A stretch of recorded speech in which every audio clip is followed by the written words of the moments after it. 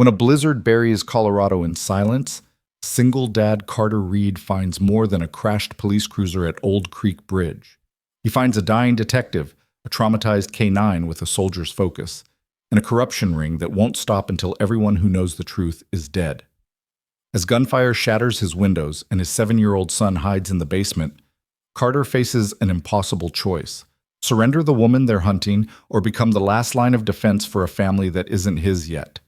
One frozen night, one forgotten dog, one father who refuses to break. If you're hooked already, stay with me until the end, and don't forget to hit that like button and drop a comment telling me what city you're watching from. I love seeing how far these stories travel. Now, let's begin. The blizzard hit Millbrook, Colorado like a living wall, silent, suffocating, absolute.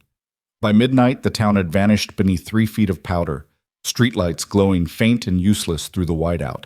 The kind of storm that made people lock their doors, stack firewood, and pray the power held. The kind that buried everything: roads, rooftops, mistakes. Carter Reed didn't pray anymore. He stood at the kitchen window of his small ranch house, hands wrapped around a cooling mug of coffee, watching the snow swallow the world beyond his property line. Behind him, the fire crackled in the stone hearth, casting warm shadows across the worn furniture and toys scattered on the floor. Upstairs, his 7-year-old son Noah was finally asleep after 2 hours of excited chatter about sledding tomorrow, hot chocolate, and whether Coda, their German shepherd, could pull a sled like the dogs on TV. Carter had smiled through all of it, nodded in the right places, tucked his boy in with the kind of gentle patience that came from hard-won practice. But now, alone in the quiet, the smile was gone. He looked at Coda. The dog sat rigid near the front door, ears forward, body tense, not the loose, lazy posture of a pet settling in for the night. This was something else, something Carter recognized from another life. Alert, watchful, waiting. "What is it, boy?" Carter murmured. Coda's head turned slightly, acknowledgement without breaking focus. His dark eyes stayed fixed on the door, on the night beyond, and a low rumble built in his chest. Not aggressive. Warning. Carter set the mug down and moved to the window, scanning the darkness. Nothing but snow and wind and the skeletal silhouettes of bare trees bending under the weight of ice. The driveway was buried. The road beyond was invisible. Even if something was out there, he wouldn't see it. But Coda would. The dog had been like this for 3 days now, ever since the storm rolled in. Restless, hypervigilant, pacing the perimeter of the house like he expected something to come through the walls. Carter had adopted him 6 months ago from a shelter in Denver, a sad-eyed shepherd with a limp and a history no one wanted to explain. The paperwork said behavioral issues. The vet said trauma. Carter said perfect, because he understood both. They'd been good for each other, him and Coda. The dog had learned to relax around Noah, to play gently, to sleep without flinching at every sound.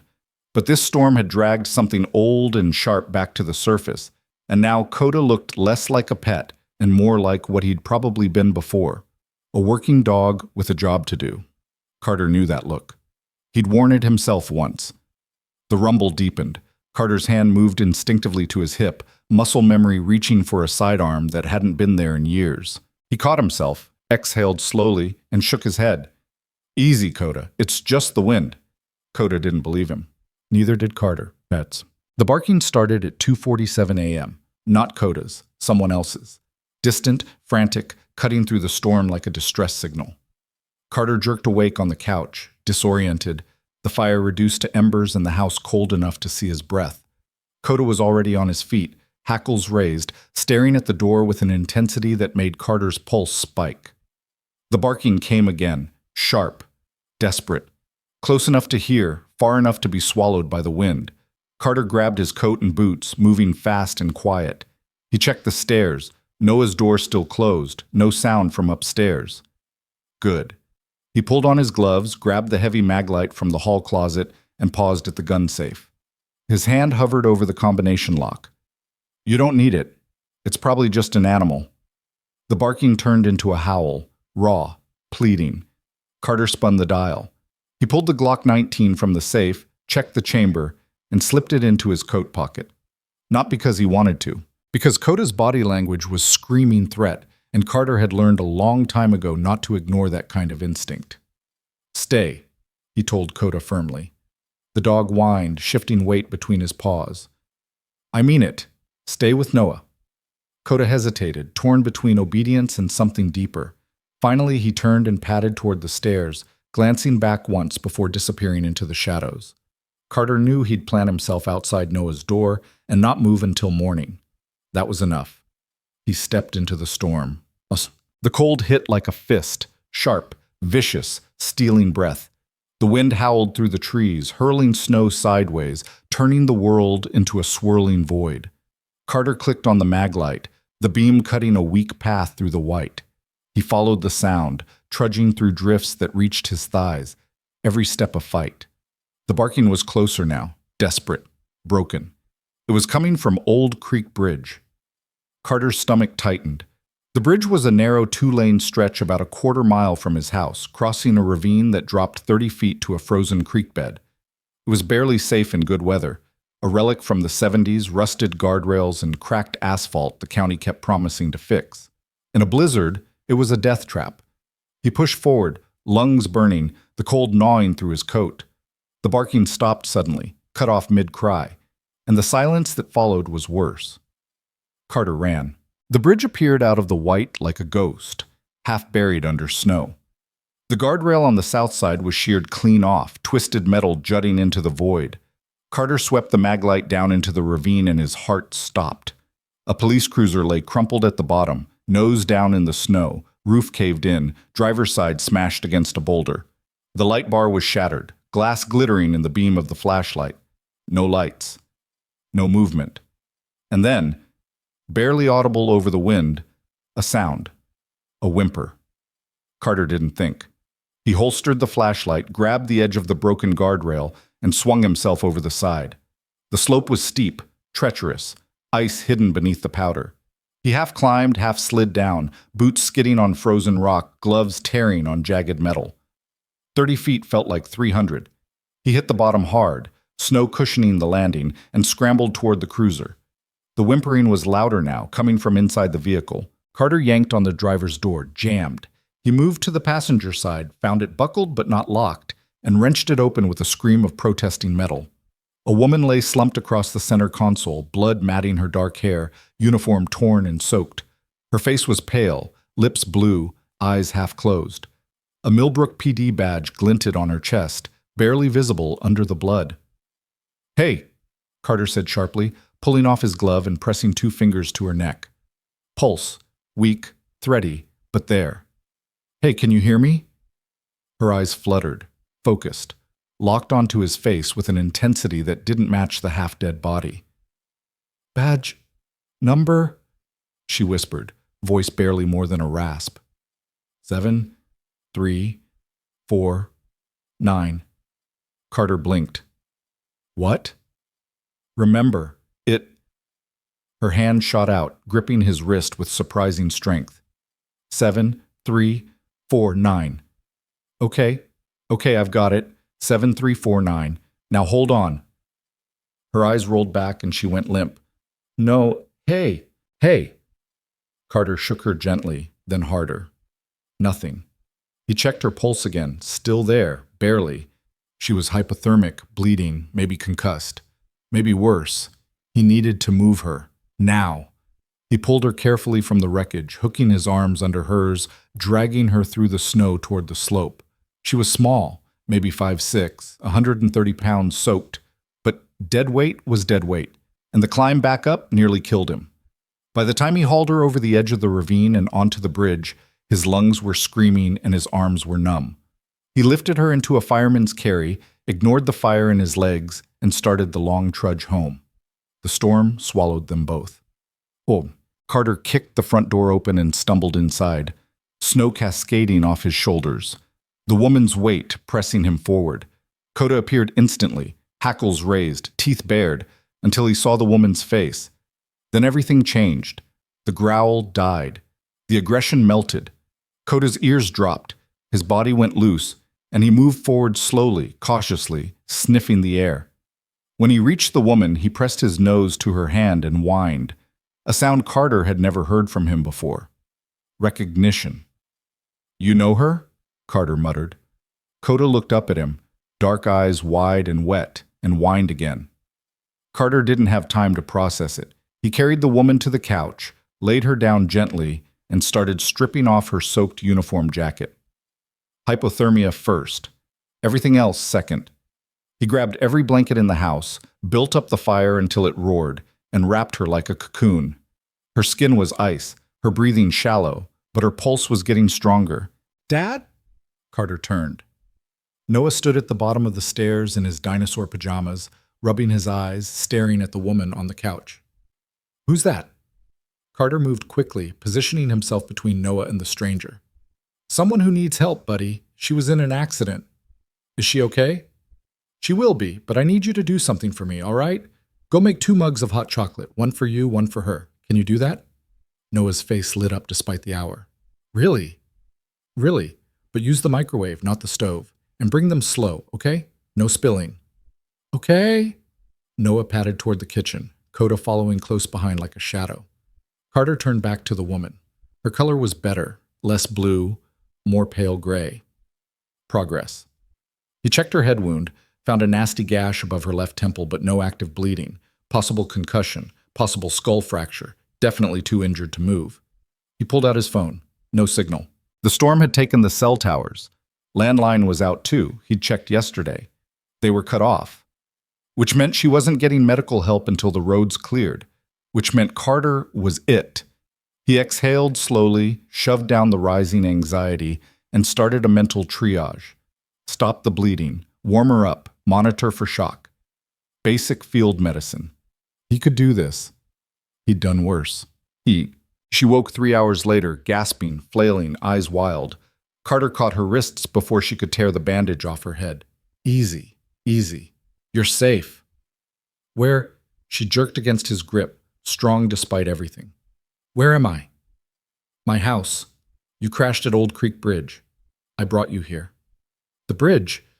Her eyes darted around the room, taking in the fire, the blankets, the toys scattered on the floor, Coda sitting rigid near the door. Her gaze locked onto the dog, and something broke in her expression. Coda? The dog's ears shot forward. She tried to sit up, swayed dangerously, and Carter pushed her back down. You're concussed. Don't move. Coda, she said again, voice cracking. The dog moved. Not fast. Careful. Like approaching something fragile. He crossed the room, climbed onto the couch beside her, and pressed his head into her chest. She wrapped her arms around him and started crying, silent, shaking sobs that made her whole body tremble. Carter stepped back, giving them space, his mind racing. Coda had been a rescue. No history, no records, just trauma and behavioral issues and a limp that came and went. But this woman knew his name. After a long moment, she pulled back, wiping her eyes with the heel of her hand. I'm sorry, She looked at Carter properly for the first time. You pulled me out. Yeah. Thank you. Don't thank me yet. You're not out of the woods. He gestured to her head. You've got a concussion, maybe worse.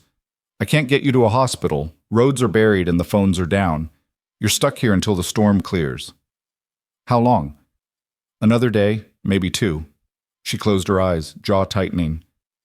2 days. Can you tell me your name? She hesitated. For a second, Carter thought she might refuse. Then, Leah Mercer, detective, Millbrook PD. Carter Reed, and that's Noah. He nodded toward the kitchen where his son was peeking around the corner, mug in hand. He made you hot chocolate. Leah tried to smile.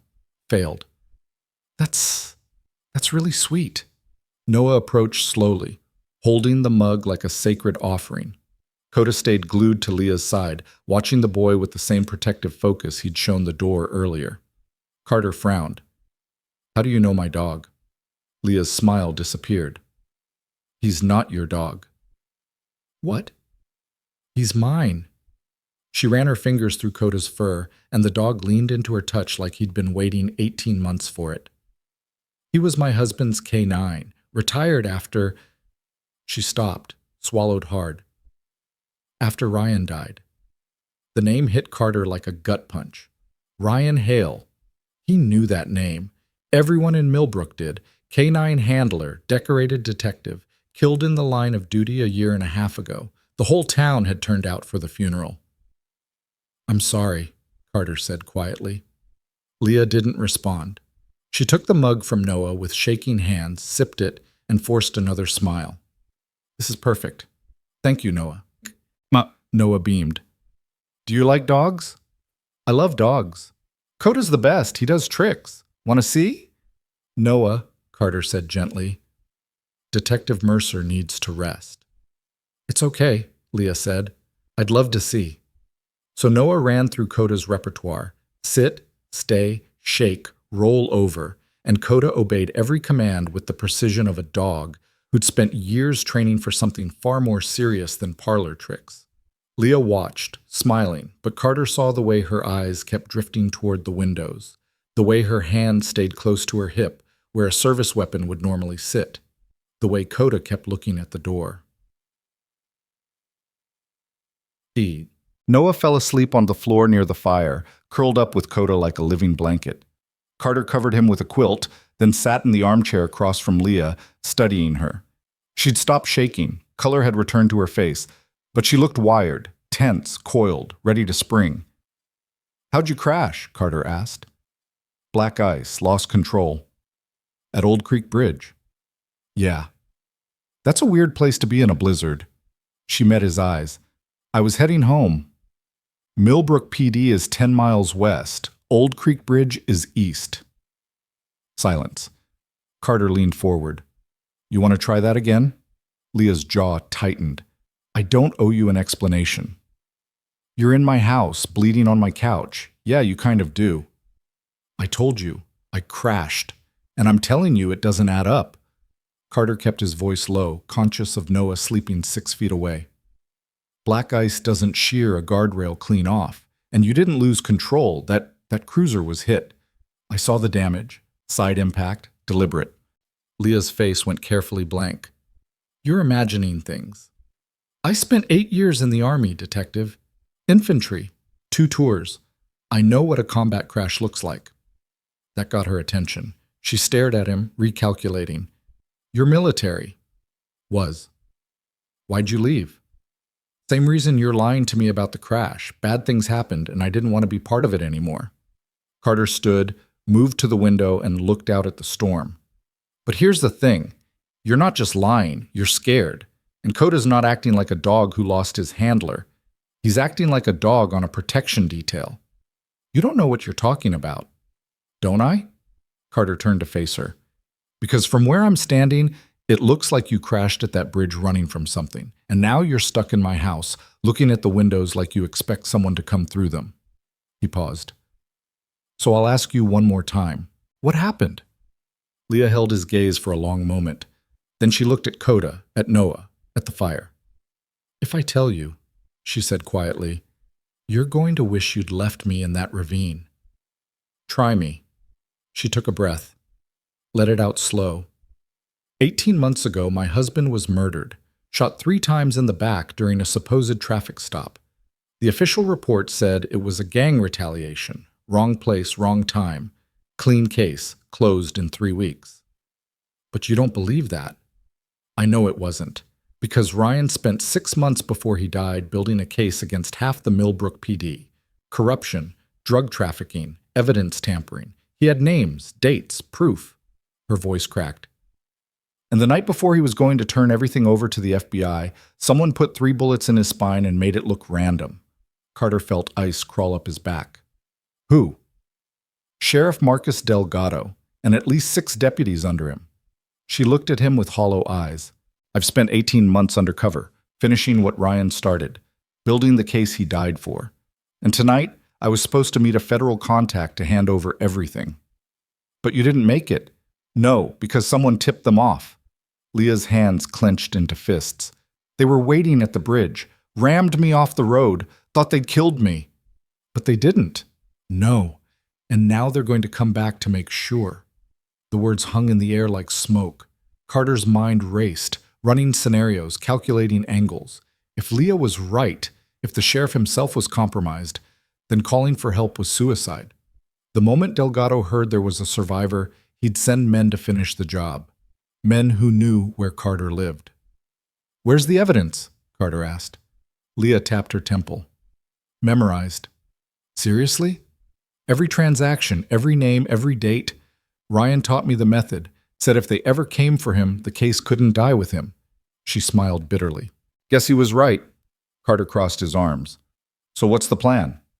"Survive until the storm clears. Get to the federal office in Denver. Turn everything over." "That's not a plan. That's a prayer." "You got a better idea?" Carter looked at Noah, still sleeping peacefully by the fire. Coda lifted his head, met Carter's eyes, and something passed between them. A shared understanding. A mission. Protect the pack. "Yeah," Carter said slowly. "I do. You stay here, rest, recover. I'll keep watch. When the road's clear, I'll drive you to Denver myself." "You don't have to do that." "Yeah, I do." "Why?" Carter looked at her. This woman bleeding on his couch, carrying 18 months of grief and a case that could destroy a whole department. He thought about his own losses, his own reasons for walking away from the fight. "Because someone should have helped your husband when he needed it," Carter said quietly, "and they didn't. So I'm helping you." Leah's eyes shone. She nodded once, sharp, military. "Okay. Okay." Coda rested his head back on Noah's chest, and for the first time since the storm began, the house felt almost peaceful. Carter knew it wouldn't last. The knock came at 9:23 a.m. 3 solid raps. Official. Deliberate. Coda's head snapped up, ears forward, and a growl built in his chest. Low, dangerous, nothing like the friendly dog who played with Noah. Leah went rigid on the couch, hand instinctively reaching for a weapon that wasn't there. Carter moved to the window, angled his view toward the porch. Sheriff Marcus Delgado stood in the snow, hat in hand, badge glinting on his chest. Alone. Smiling. "Shit," Leah whispered. Noah stirred on the floor, rubbing his eyes. "Dad? Who's here?" "Stay with Coda," Carter said. "Don't move." He crossed to the door, unlocked it, and opened it just wide enough to fill the frame. The cold rushed in, sharp and bitter. "Sheriff?" Carter said evenly. "Carter." Delgado's smile widened. "Sorry to bother you this early. I'm doing wellness checks on the outer homes, making sure everyone's all right after the storm." "We're fine." "Glad to hear it." Delgado's eyes drifted past Carter, scanning the interior. "You mind if I come in? Just for a minute. Want to make sure your heat's holding up." "No need. We're all set." "You sure? I saw smoke from your chimney. Just want to make sure everything's safe." Carter didn't move. "It's safe." Delgado's smile thinned. "Carter, I'm just trying to do my job. And I'm telling you we're fine." Silence stretched.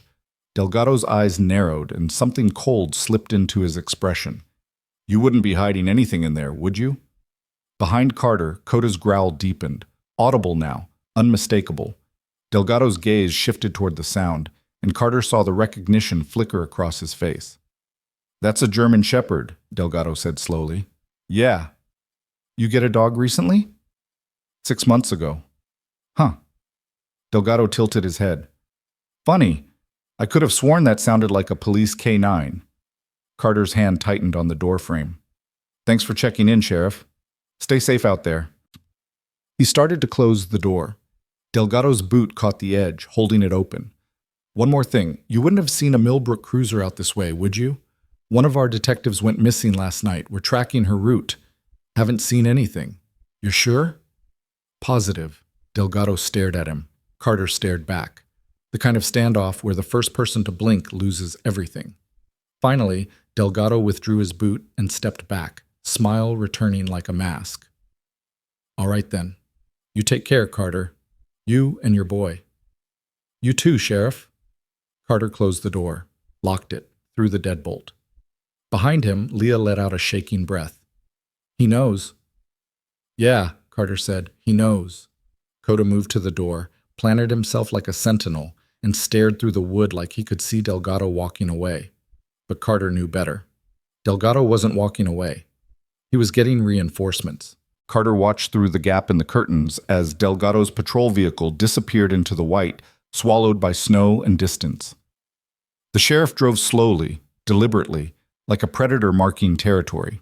When the taillights finally vanished, Carter stayed at the window another full minute, scanning the tree line, the road, the empty spaces between. Nothing moved.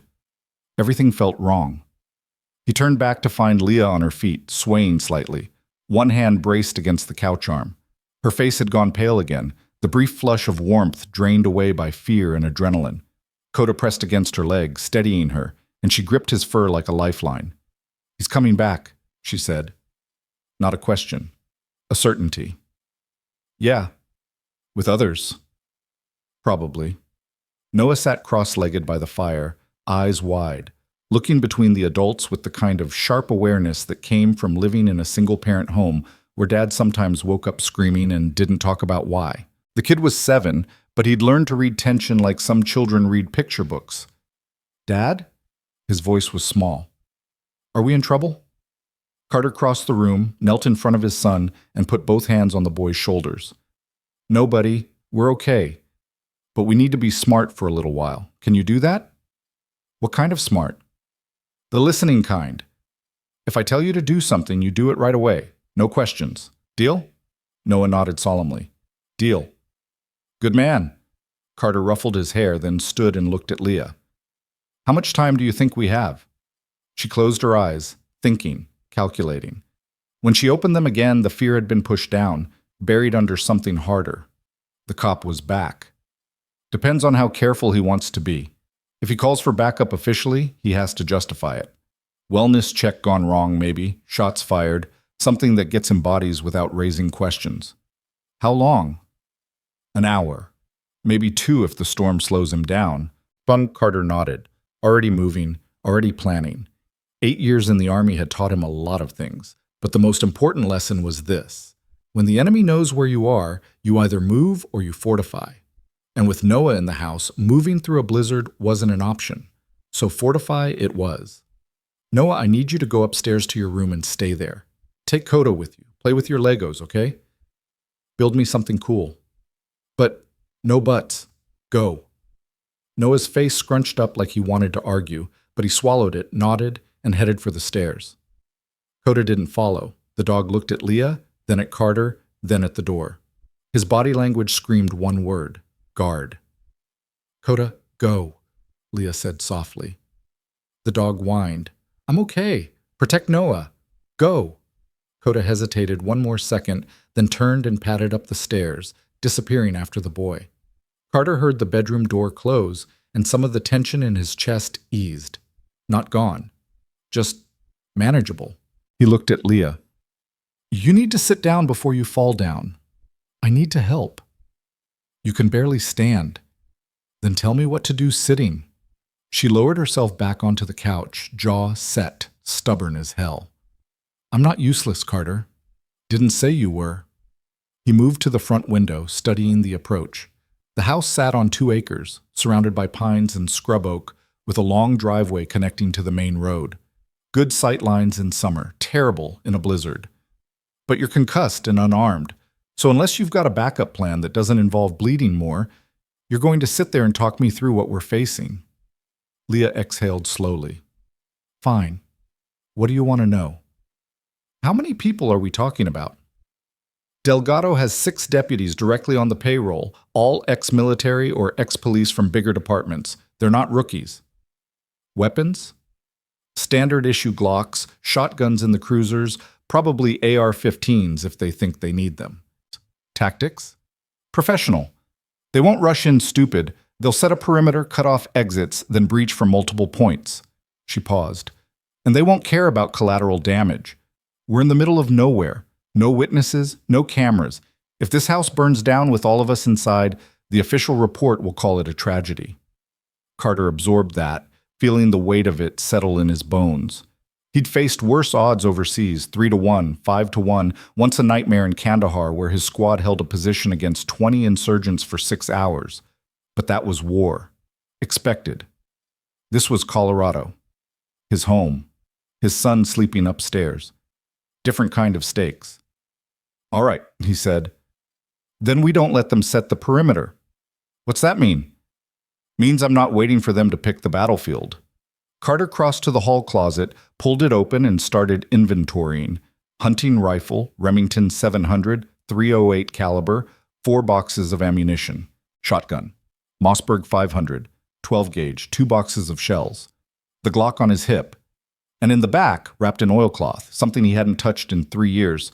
He unwrapped it slowly. M4 carbine. Civilian semi-auto variant. 30-round magazines. 6 of them, fully loaded. Leah's eyes widened. That's not standard civilian hardware. No, Carter agreed. It's not. Where'd you get it? Afghanistan. Brought it home. Told myself I'd never need it again. He checked the chamber, tested the action. Smooth, clean, ready. Guess I was wrong. He slung the rifle across his back, grabbed the ammunition, and started fortifying. Moved furniture away from windows. Stacked sandbags, left over from a flooding scare 2 years ago, against the lower half of the front door. Checked every lock, every entry point, every angle of approach. The house wasn't a fortress, but it had good bones. Solid construction. Thick walls. Limited access points. Leah watched him work, and something shifted in her expression. Recognition. You've done this before. Yeah. Where? Helmand Province, Musa Qala. My squad held a compound for 3 days while waiting for evac. Taliban tried everything, snipers, RPGs, human wave assaults. We lost 2 men but held the line. He didn't look at her, kept moving, kept working. This is smaller, easier. Easier? No RPGs. Leah laughed, short, sharp, borderline hysterical. You're insane. Probably. Carter finished with the front door, moved to the kitchen, checked the back entrance. Solid. He pulled a chair over, wedged it under the knob. Not much, but it would slow someone down. But I'm not letting them take you, and I'm sure as hell not letting them touch my son. Why? The question came out raw, confused. You don't know me. You don't owe me anything. Carter stopped, turned, looked at her properly. This woman bleeding on his couch, carrying her dead husband's case, guarded by a traumatized dog who'd forgotten how to trust anyone until she showed up. You asked me earlier why I left the army, he said. Want to know the real answer? Leah nodded. Because I spent 8 years following orders, trusting the chain of command, believing that the people above me had our backs, and then one day we got sent into a situation we shouldn't have been in based on intel that was garbage, because someone higher up wanted a win on their record. His voice went flat, emotionless. 3 men died. Good men. And when I asked why, I got told to shut up and follow orders. So I did, and I hated myself for it. He moved back to the window, scanning the white. Your husband tried to do the right thing, Carter continued, and someone killed him for it. You're trying to finish what he started. And if I turn my back on that, if I let Delgado and his people win because it's easier, because it's safer, then I'm no different than the people who got my squad killed. Silence filled the house, broken only by the crackle of the fire and the muffled sound of Noah playing upstairs. Okay, Leah said quietly. Okay. Carter turned to face her. I need you to tell me everything, every name in your case, every transaction, every piece of evidence. If this goes wrong, if they get through, someone needs to know what you know. You think we're going to lose? I think we're going to win, but I plan for worst-case scenarios, so talk. And she did. For the next 40 minutes, Leah Mercer laid out 18 months of undercover work in meticulous detail. She told him about Marcus Delgado's operation, a trafficking ring that moved drugs from Mexico through Colorado, using police resources to avoid detection. She named the 6 deputies involved: Torres, Brennan, Cole, Vasquez, Mitchell, and Huang. She described how they used evidence lockup as a staging area, how they falsified reports to cover shipments, how they'd killed at least 3 people who'd gotten too close to the truth. And she told him about Ryan. Her husband had been good police, decorated, respected, the kind of cop people trusted, which made him dangerous when he started noticing things, missing evidence, altered reports, shipments that didn't add up. He'd spent 6 months documenting everything, building an airtight case, preparing to take down half the department. The night before he was supposed to meet with federal investigators, he'd been gunned down during a routine traffic stop. 3 bullets in the back. No witnesses. Case closed in 3 weeks. Ryan Hale had been 34 years old. Coda had been in the vehicle with him. The official report said Coda ran off after the shooting, Leah said, voice hollow. Traumatized. Animal control couldn't find him. Eventually assumed he died in the wilderness. She looked toward the stairs where the dog was currently guarding a 7-year-old boy playing with Legos. But he didn't die. Someone found him, brought him to a shelter, and 6 months ago you adopted him. Carter pieced it together. He was protecting Ryan's case. What? Think about it. Canines are trained to guard evidence, right? To protect their handler's work. Ryan gets killed, Coda runs, but he's not running away. He's protecting something. Carter's mind raced. Where did Ryan keep his files? I don't know. He never told me. Said it was safer if I didn't know. But Coda would know.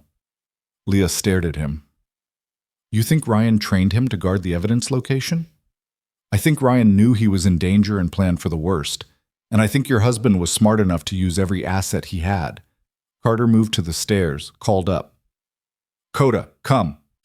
The dog appeared at the top of the landing, alert. Down! Coda descended, moving with purpose, and sat at Carter's feet. His dark eyes were focused, intelligent, waiting.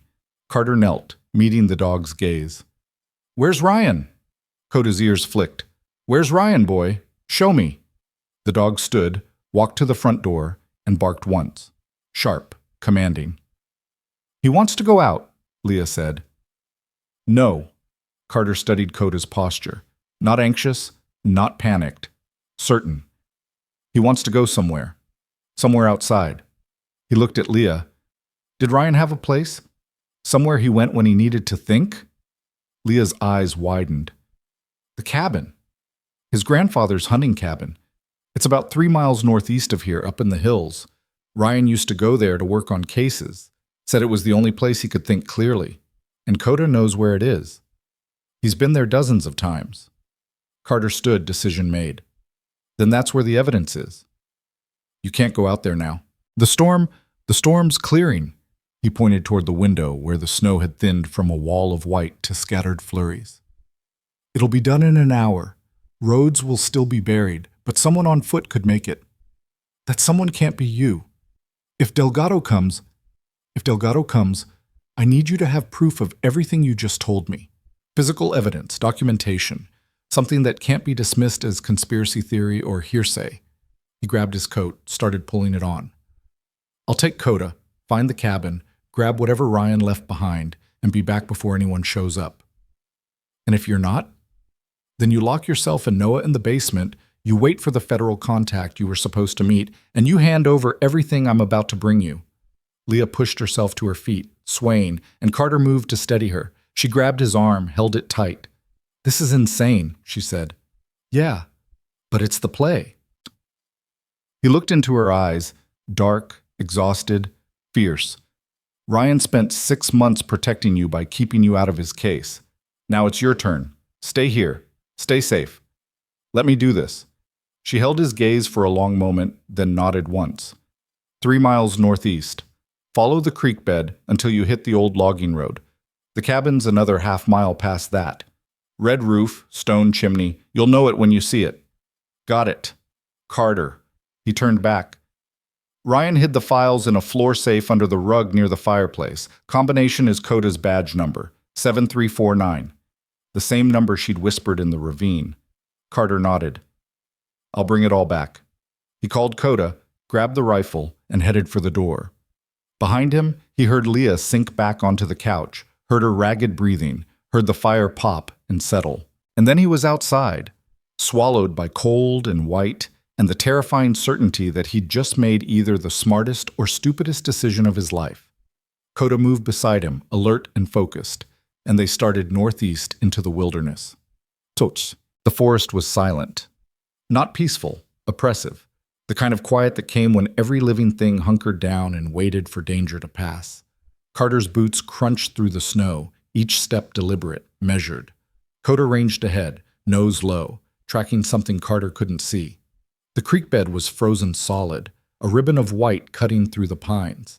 Carter followed it, rifle across his chest, eyes scanning constantly. He'd done this before. Patrol in hostile territory, hyper-aware, every sense dialed to maximum. But Afghanistan had been hot, dusty, full of noise. This was cold, silent, and somehow worse, because this time his son was behind him. Kota stopped suddenly, head up, ears forward. Carter froze, finger near the trigger guard, and scanned the tree line. Nothing. The dog relaxed, moved forward again, and Carter exhaled slowly. False alarm, just nerves. They pressed on. The logging road appeared after 20 minutes. A narrow track half buried under drifts, marked by old ruts and tire tracks that had frozen into permanent grooves.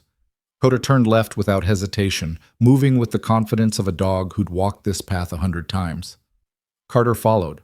The cabin materialized out of the white like something from a dream. Small, rustic, exactly what Leah had described.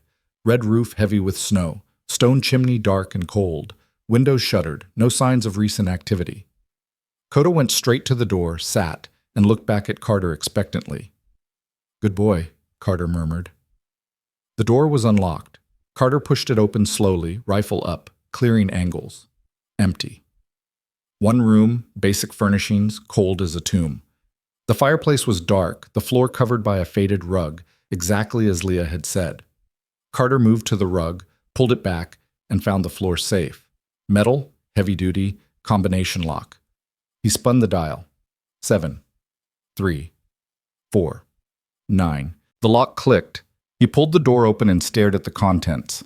3 thick folders, a flash drive, a handwritten journal, and a sealed envelope with Leah written across the front in neat, careful script.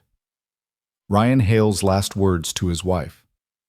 Carter gathered everything carefully, reverently, and tucked it into his pack. This was it. 18 months of work, proof of everything. The case that had gotten a good man killed and a good woman hunted. He was about to close the safe when Kota growled, low, dangerous, focused on the door. Carter spun, bringing the rifle up. A shadow moved outside the window, then another, then 6 more. They'd been followed. Carter dropped low, moved to the wall beside the window, and risked a glance outside. 7 men in tactical gear spreading out, surrounding the cabin. No uniforms, no markings. Professional movement, coordinated, silent. Not Delgado's people. Worse. Private contractors. Which meant Delgado wasn't taking chances. He'd called in outside help. People with no connection to Millbrook PD. People who wouldn't hesitate to burn a cabin with a man and a dog inside and call it an accident. Carter's mind raced. 7 against 1. No cover. Limited ammunition.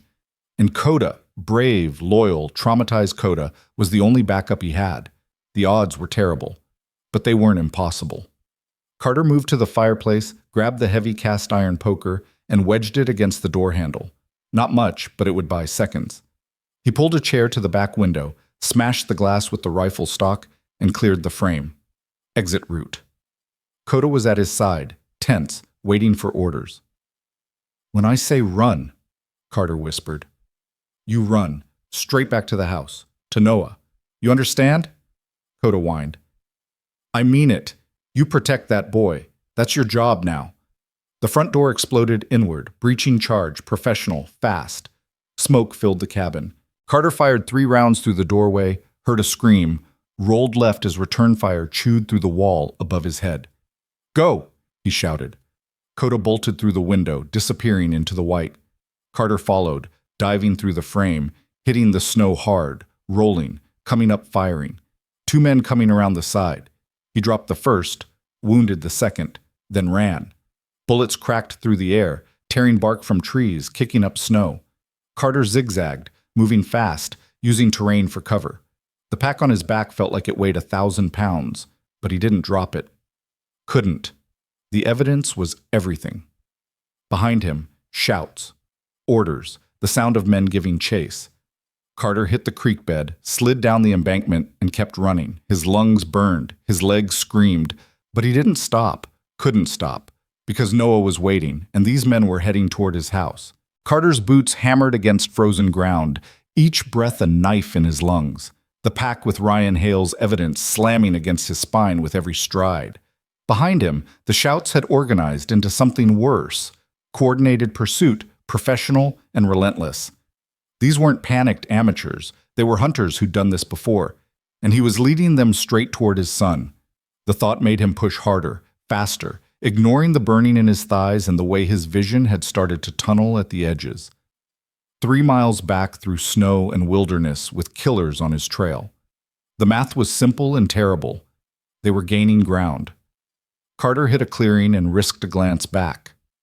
4 men, maybe 100 yards behind, moving in a staggered formation that spoke of military training.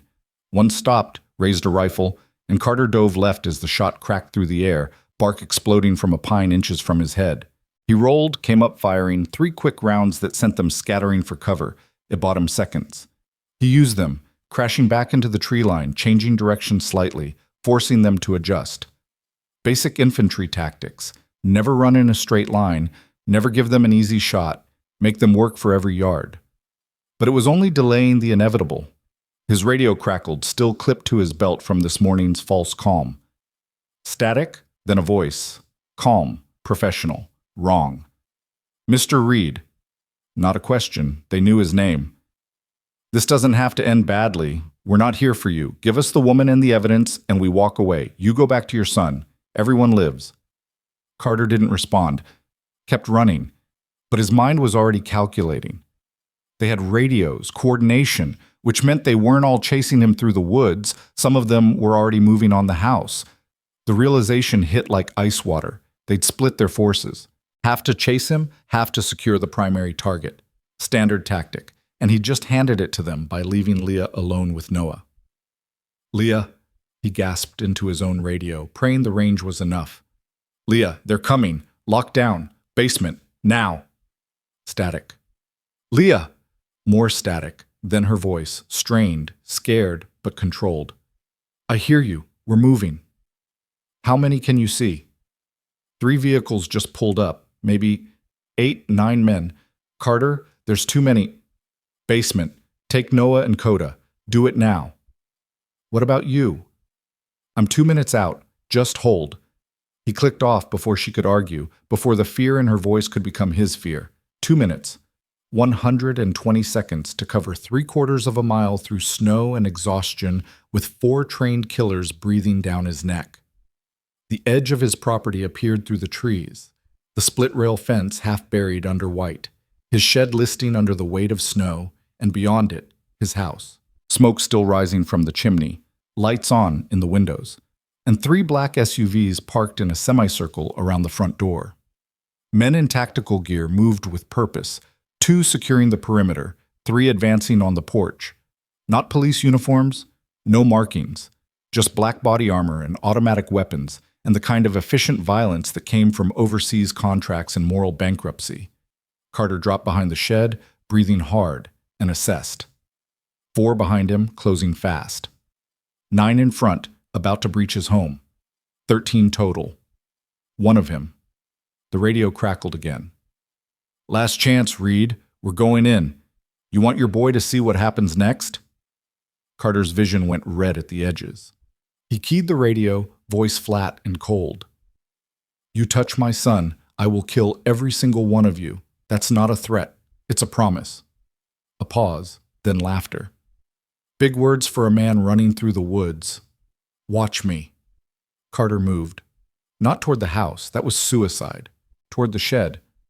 He shouldered through the door, scanning quickly. Toolbox. Workbench. Chainsaw. Gasoline cans. Fertilizer bags. His mind assembled the pieces in 2 seconds, muscle memory from demolition training kicking in. Improvised. Crude. But it would work. He grabbed 2 gas cans, unscrewed the caps, and started splashing fuel across the floor, the walls, the bags of fertilizer stacked against the back wall. Not enough to make a proper explosion. He wasn't trying to level the property, but enough to create chaos, confusion, smoke. Enough to even the odds. He found a road flare in the emergency kit, struck it, and tossed it into the center of the shed as he backed out the door. 5 seconds later, the world turned orange and hot, flames erupting with a roar that echoed across the clearing. The men at the house turned, startled, weapons swinging toward the unexpected threat. Carter used their distraction, sprinting from the shed toward the woodpile at the side of the house, using the flames and smoke as cover. 50 yards, 40, 30. Someone shouted. Muzzle flashes lit up the twilight. Carter hit the woodpile, rolled behind it, and came up firing. Controlled bursts. 3-round groups. The first man dropped, clutching his leg. The second took cover behind a SUV. The third returned fire, rounds chewing through split logs, sending splinters flying. Carter's radio crackled. Breach! Breach! Get inside! Get the targets! He rolled left, changed position, fired again. Hit the porch light, plunging the front entrance into shadow. Hit the nearest SUV's tire, the hiss of escaping air sharp even over the gunfire.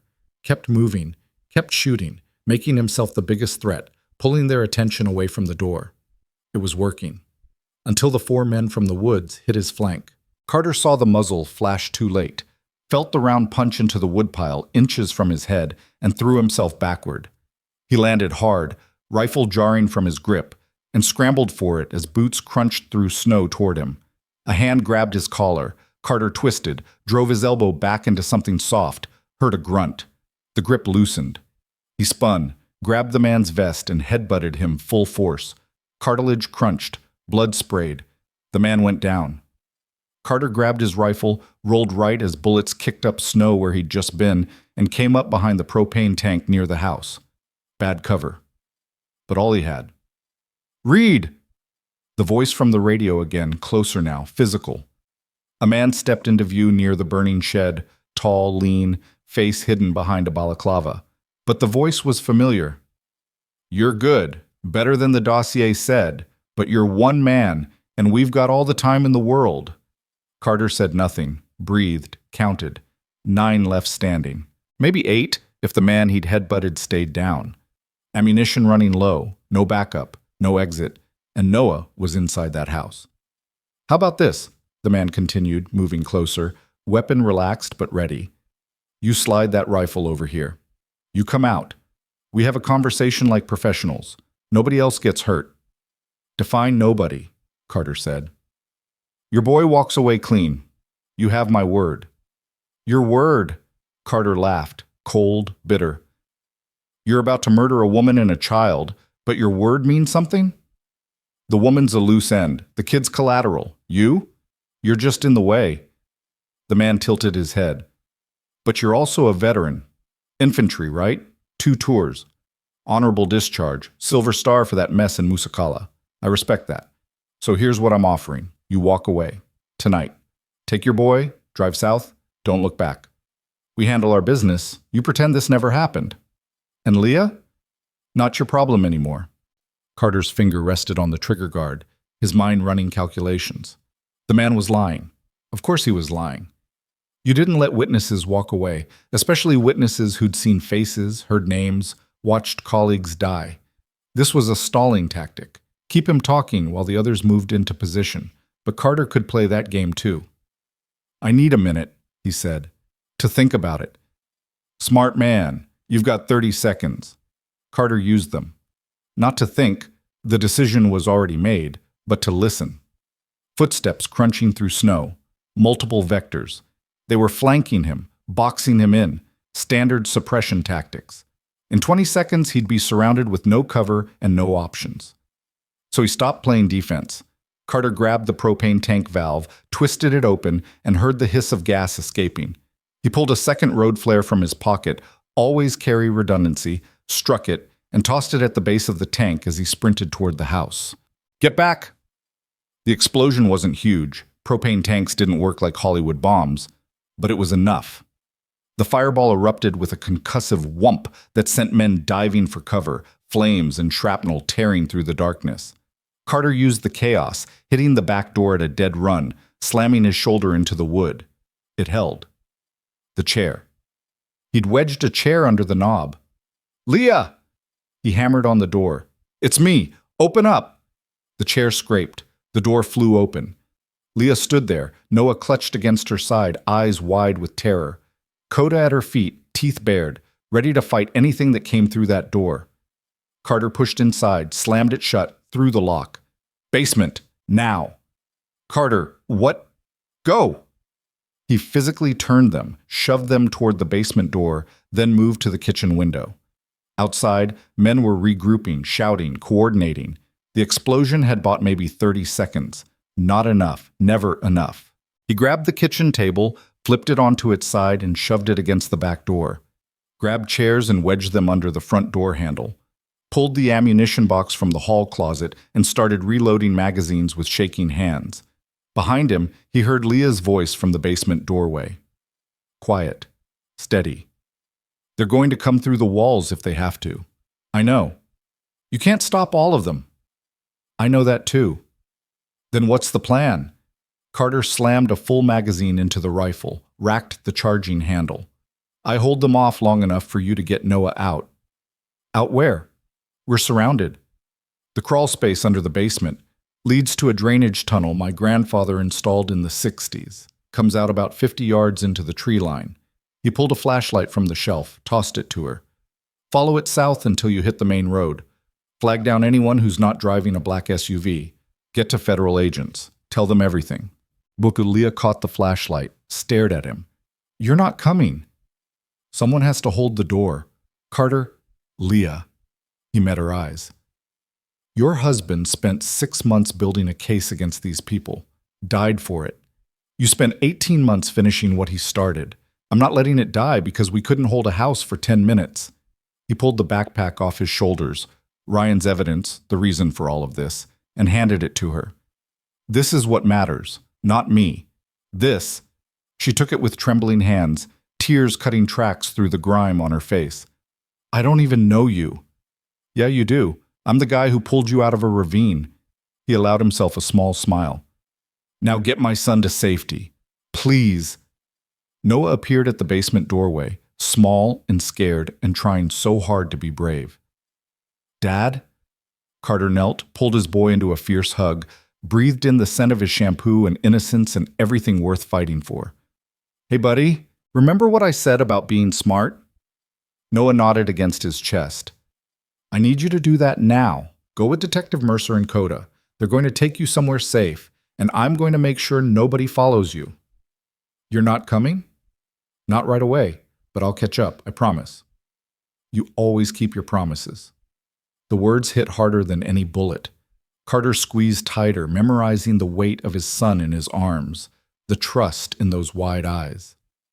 Always. Now go. Be brave for me. Noah pulled back, swiped at his eyes, and nodded. Leah took his hand, and together they disappeared down the basement stairs, Coda's silhouette following close behind. The door closed with a soft click. Carter stood alone in his kitchen, listening to the sound of men preparing to kill him, and he got ready to make them pay for every inch. The first window shattered in the living room, flashbang grenade, professional breach protocol. The blast was deafening, disorienting, designed to stun and confuse. Carter had been expecting it. He'd already closed his eyes, opened his mouth to equalize pressure, and moved behind the overturned table. When the shooting started, he was ready. 3 men came through the window in rapid succession. Dynamic entry, weapons up, scanning for targets. Carter let the first one clear the frame completely, let the second one start to follow, then opened fire. 2-round burst center mass on the first. Shift. 2 rounds on the second. The third man dove back outside, shouting, Contact! Living room! He's behind! Carter put 2 rounds through the wall, silencing the warning.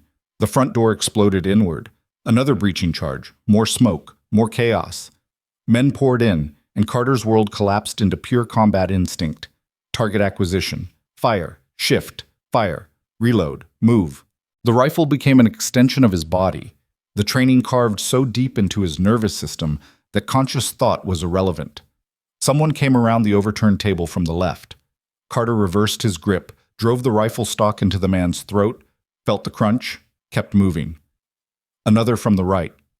Carter spun, fired point blank, the man's body armor stopping the rounds, but the impact dropping him. Carter followed up with a shot to the leg. Not lethal, but absolutely stopping. He's down! We've got... Carter rolled, came up behind the couch, and fired through the cushions at the muzzle flash near the door. The shooting stopped abruptly, replaced by a gurgling sound that Carter's hindbrain cataloged as mortal and moved on from. Someone was screaming orders, trying to coordinate, but the chaos was too complete. The house had become a kill box, and Carter knew every angle, every shadow, every piece of cover. They didn't. Advantage? Defender. He dropped the spent magazine, slammed in his last full one, and did the math. 5 rounds left in the rifle, 6 in the Glock. Maybe 3, 4 men still combat effective outside. Not enough ammunition to hold indefinitely. But Leah and Noah only needed minutes, not hours. The radio crackled, the voice from earlier now stripped of its professional calm. "Burn it. Burn the whole thing. He's not coming out." Carter's blood went cold. They were going to torch the house with him inside. Simple, final. And it would destroy any evidence that hadn't already made it into the basement tunnel. He moved fast, crouching low, heading for the kitchen. If they were going to burn him out, he'd meet them in the smoke. Molotov cocktails sailed through the broken windows, crude but effective, glass shattering, gasoline spreading, flames erupting across the hardwood floor that Carter had installed himself 3 summers ago. The curtains Noah had helped pick out at the hardware store catching fire with a whoosh. The heat was immediate and terrible. Carter grabbed a dish towel, soaked it at the sink, wrapped it around his face, and kept moving. Smoke filled the room, thick and black, burning his eyes even through slitted lids. He could barely see 3 feet in front of him, but he could hear them, boots on the porch, coordinating, waiting for him to run out the door like a panicked animal. He went out the kitchen window instead. Smashed the frame with his elbow, hauled himself through, dropped into the snow, and rolled left as gunfire tore through the space he'd just occupied. 3 men near the porch, backlit by the flames consuming his home. Carter fired twice, dropped the first, clipped the second, ran out of ammunition as the third returned fire. The rifle clicked empty. Carter dropped it, pulled the Glock, fired 4 times in rapid succession. The third man went down. Carter rolled behind a tree, ejected the magazine, checked it by feel. 2 rounds left, and he could hear engines starting. They were leaving, cutting losses, leaving the house to burn and him to die, and betting that Leah and Noah wouldn't make it far in a blizzard with no resources and no backup.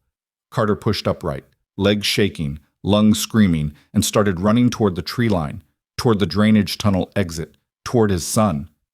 He heard the crack of a rifle shot and felt fire tear across his ribs.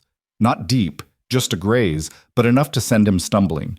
He caught himself on a tree, kept moving, blood soaking hot into his shirt. Another shot. This one missed. Carter crashed into the forest, branches clawing at his face, and ran blind. 50 yards. That's what he'd told Leah. 50 yards to the tunnel exit. He counted steps, counted breaths, counted the seconds until he saw the metal grate half buried in snow. He dropped to his knees, yanked it open, and stared into darkness. "Leah!" His voice echoed down the tunnel. Nothing. "Leah!"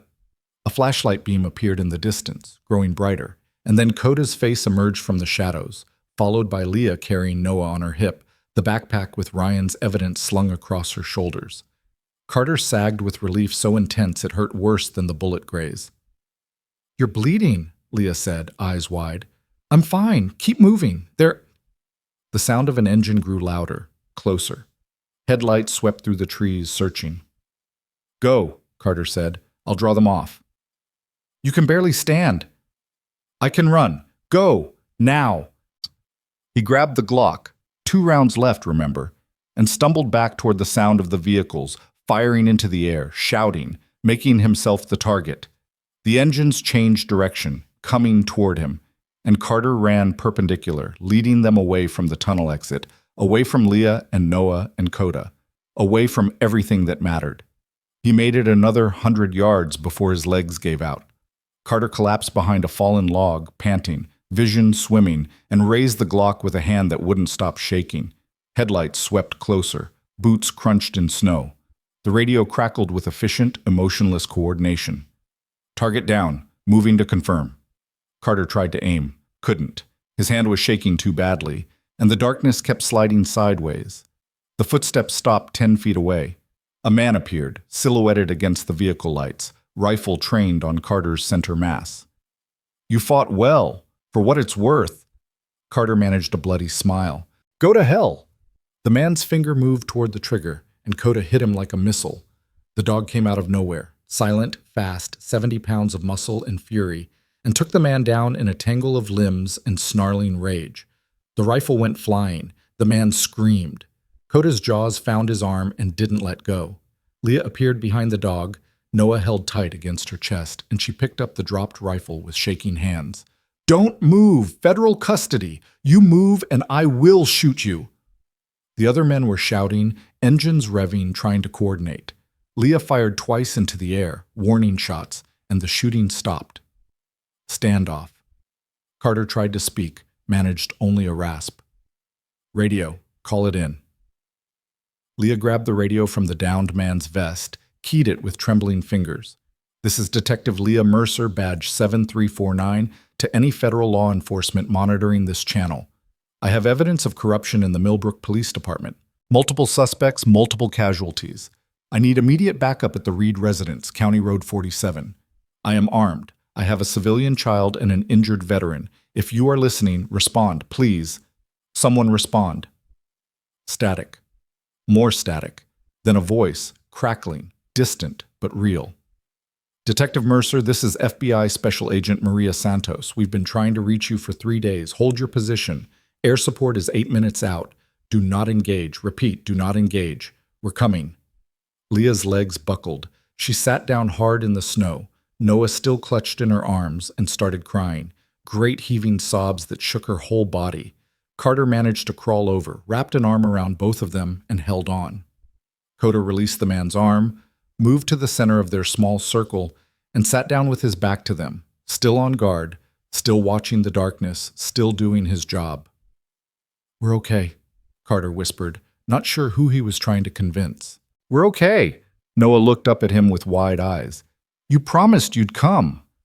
Always keep my promises, buddy. Behind them, Carter's house burned against the night sky, flames reaching toward stars barely visible through thinning clouds. Everything he'd built over the last 5 years, gone. But the people who mattered were alive and safe and together, and that was all that had ever really mattered. In the distance, the sound of helicopters grew louder.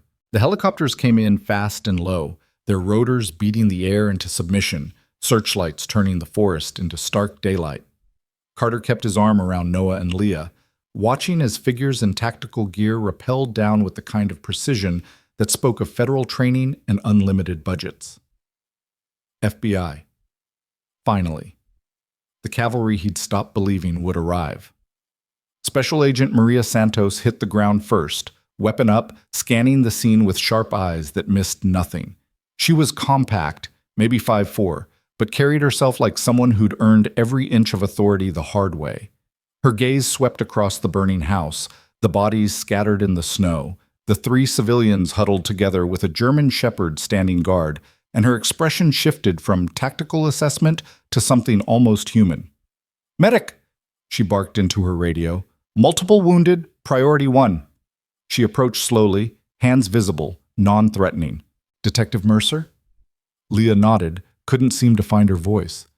I'm Agent Santos. We've been trying to locate you for 72 hours. When you missed your scheduled contact, we assumed... She stopped, took in the blood on Leah's uniform, the gash on her head. The way she was holding Noah like letting go meant death.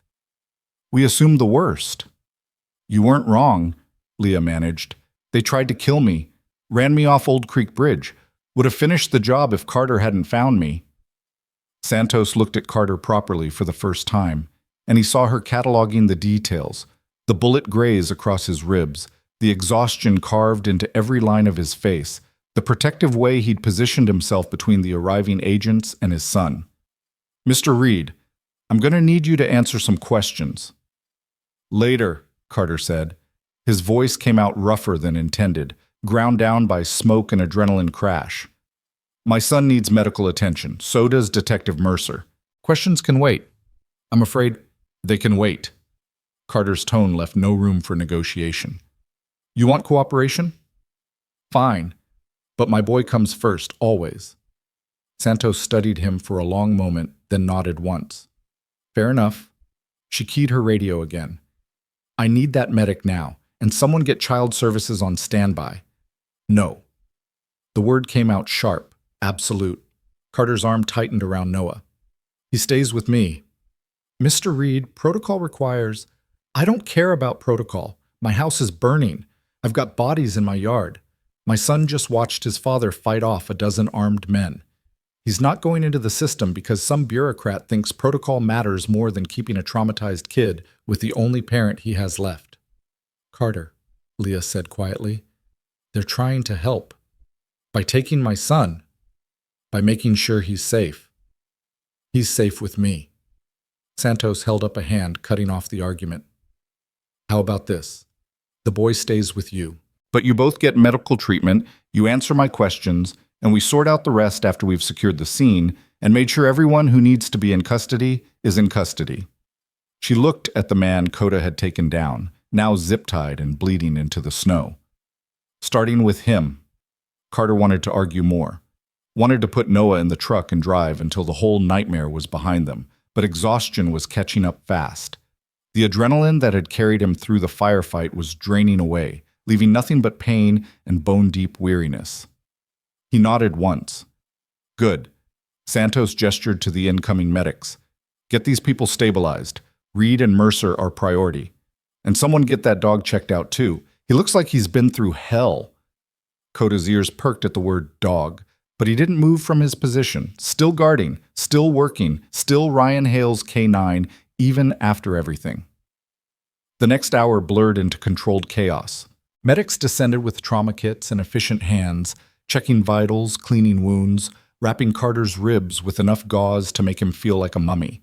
The bullet graze was superficial, painful as hell, but nothing permanent. Noah got checked for shock, found physically unharmed, but wound so tight he couldn't stop shaking. They wrapped him in a thermal blanket and Carter held him close, murmuring nonsense comfort words that didn't mean anything except, "You're safe. I've got you. We're okay." Leah's concussion was worse than Carter had thought. The medics wanted to airlift her to Denver immediately, but she refused until she'd handed over the backpack to Santos personally. She pulled out the folders, the flash drive, Ryan's journal, and the sealed letter with her name on it, spreading them across the hood of an FBI vehicle like sacred artifacts. 18 months, she said. Her voice was hollow, scraped raw.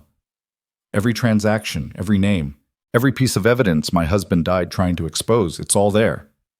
Santos picked up the journal carefully, flipped through pages dense with handwriting, dates, details. Her expression went from professional interest to barely contained fury. Detective Mercer, this is enough to take down half the department. Maybe more. That's what Ryan thought. That's why they killed him. And Sheriff Delgado? Page 47, complete transaction history with a cartel contact in Juarez, including wire transfers, shipment schedules, and photographs. Leah's hands were shaking so badly she had to clasp them together. He's been running drugs through Millbrook for 3 years, using police resources, evidence lockup, even K9 units to avoid detection. My husband figured it out 6 months before he died, started building the case, and when Delgado found out, she couldn't finish. Didn't need to. Santos closed the journal, her jaw set in a way that promised someone was going to pay for this. Where's Delgado now? Santos asked. Leah looked at Carter.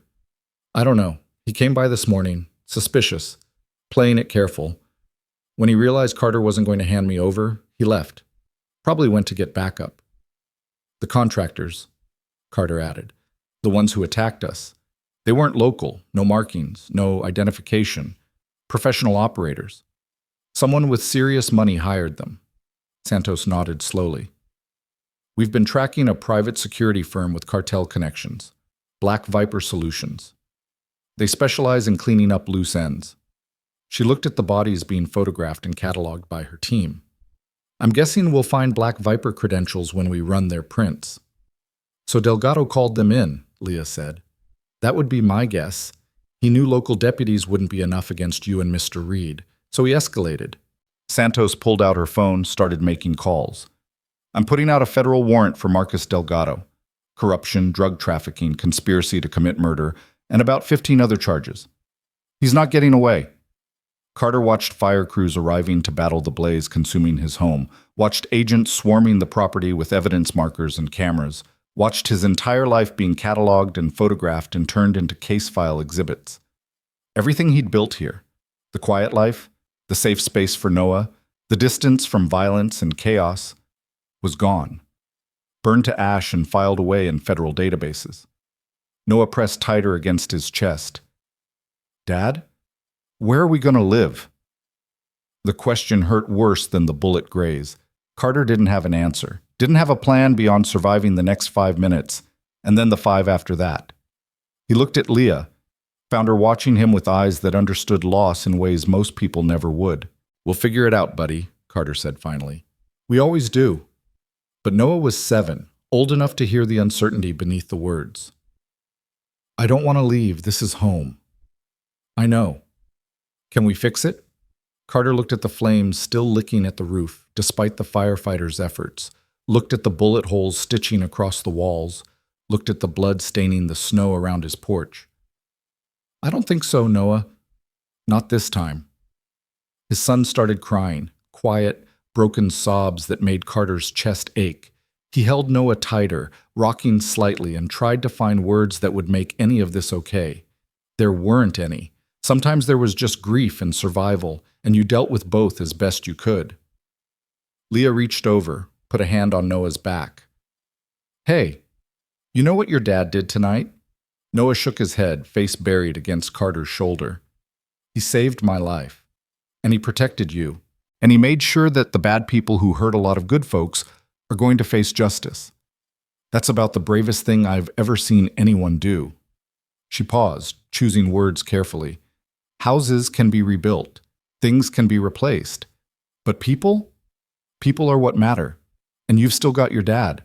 That's the most important thing. But where are we going to sleep? Santos, who'd been listening while coordinating with her team, turned back to them. For tonight, we've got a safe house in Denver. Secure location. Comfortable.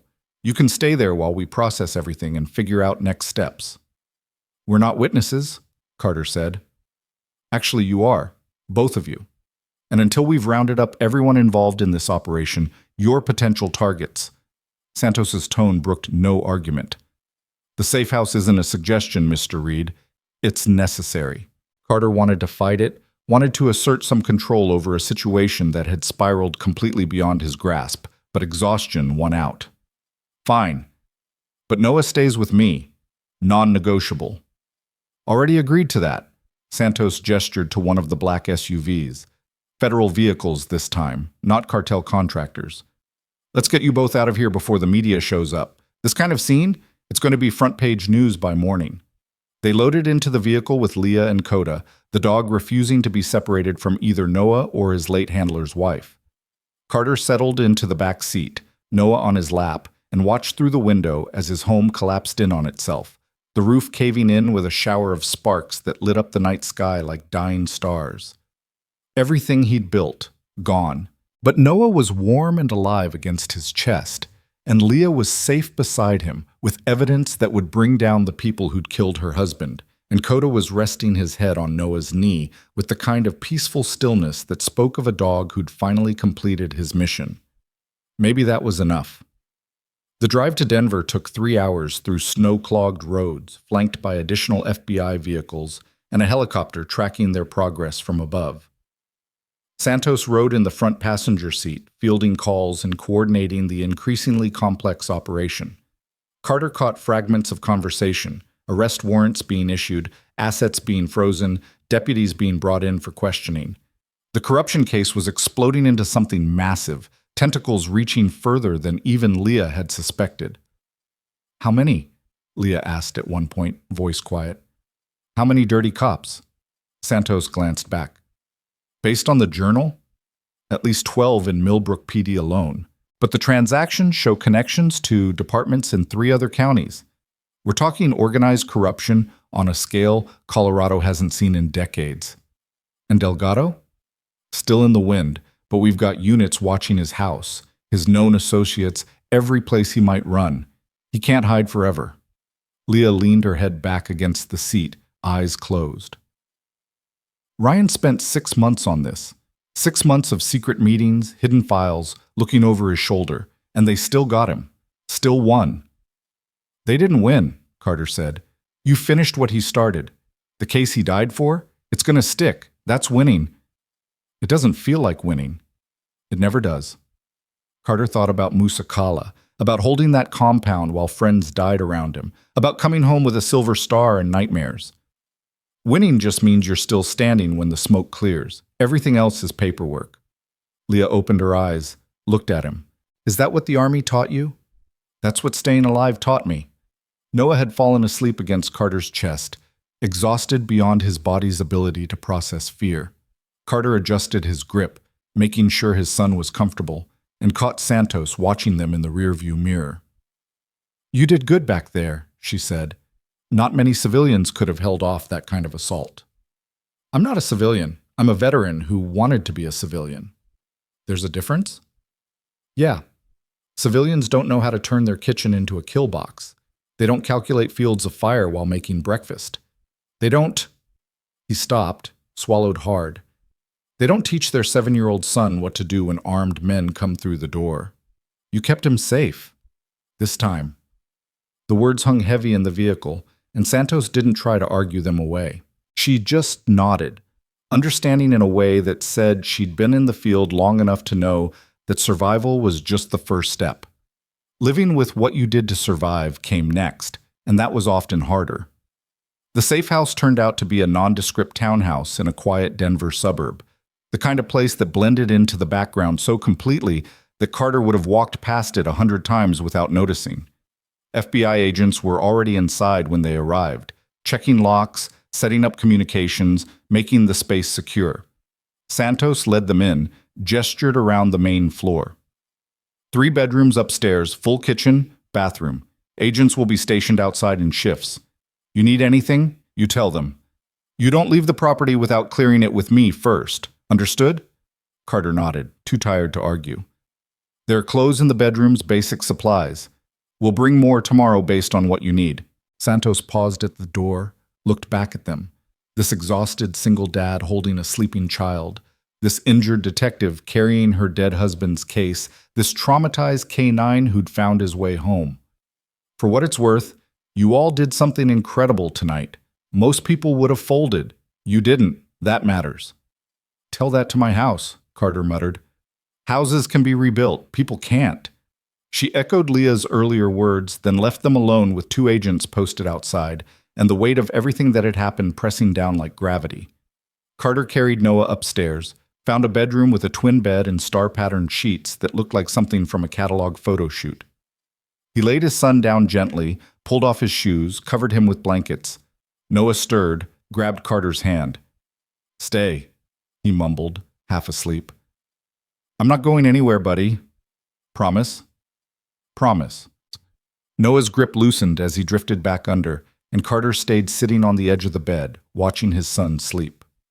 The kid's face was peaceful now, free of the fear that had carved lines too old for a 7-year-old. Tomorrow he'd wake up with questions Carter didn't know how to answer, with fears that would take years to fade, with memories of tonight that no child should carry. But he'd wake up alive.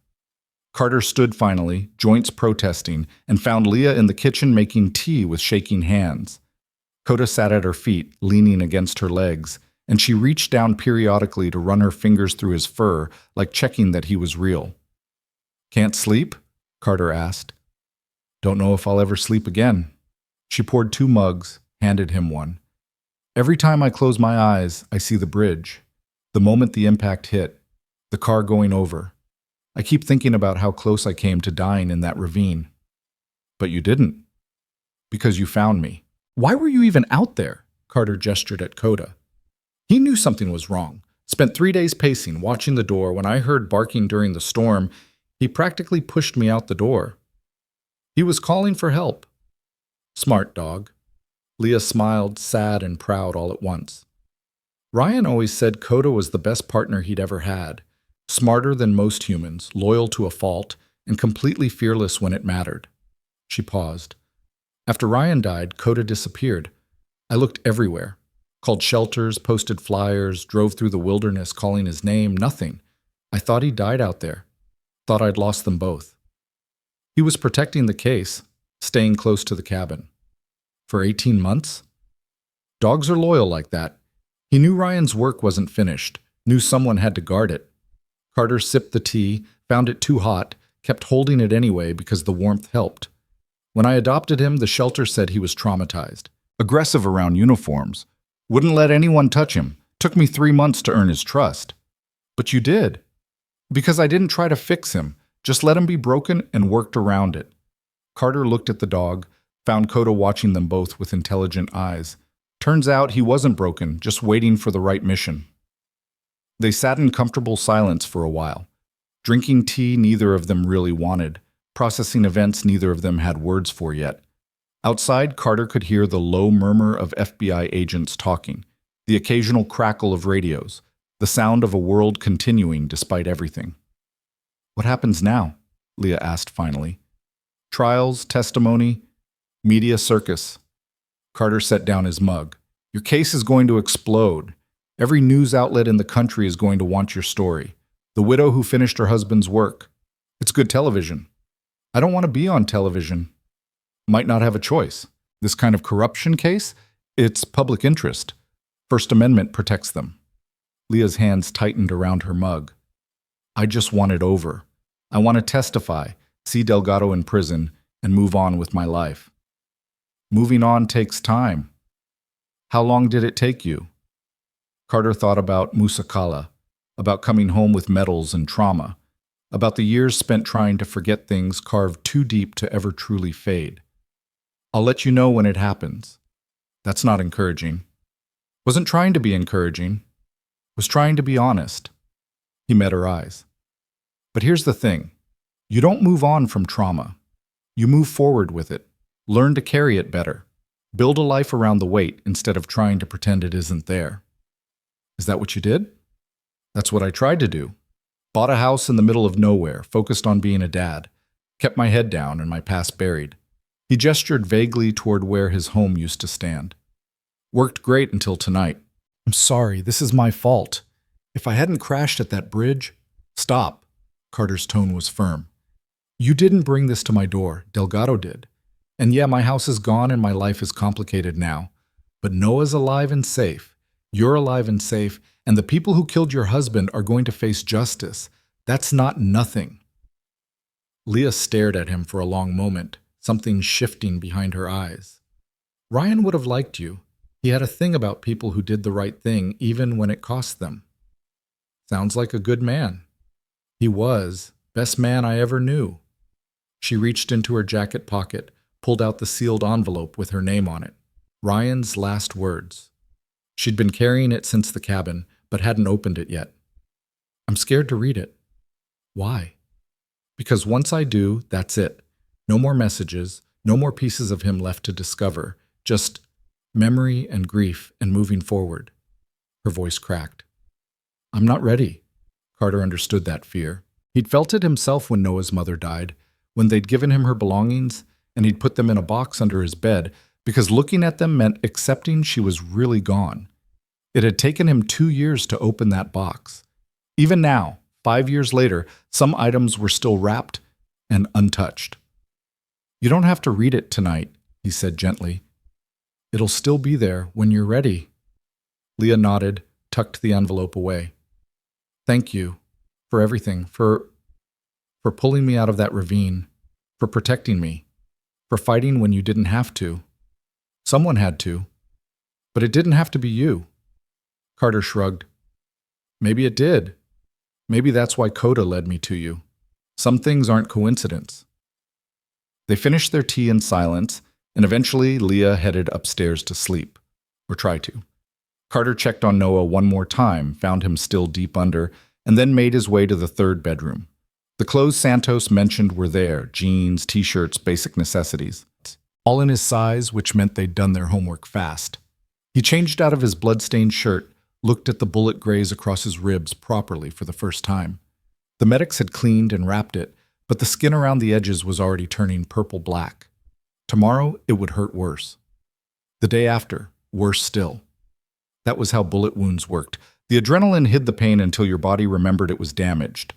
Carter lay down on the bed, stared at the ceiling, and tried not to think about everything he'd lost tonight. His home, his anonymity, his carefully constructed quiet life. All gone in a few hours of violence and chaos. But Noah was safe. That was the only thing that mattered. That would ever matter. He closed his eyes and waited for sleep that didn't come. Downstairs, Coda settled on the floor between the two bedrooms where Leah and Noah slept, head on his paws, eyes half open. Still guarding, still working. Still the best K9 the Millbrook Police Department never knew it had.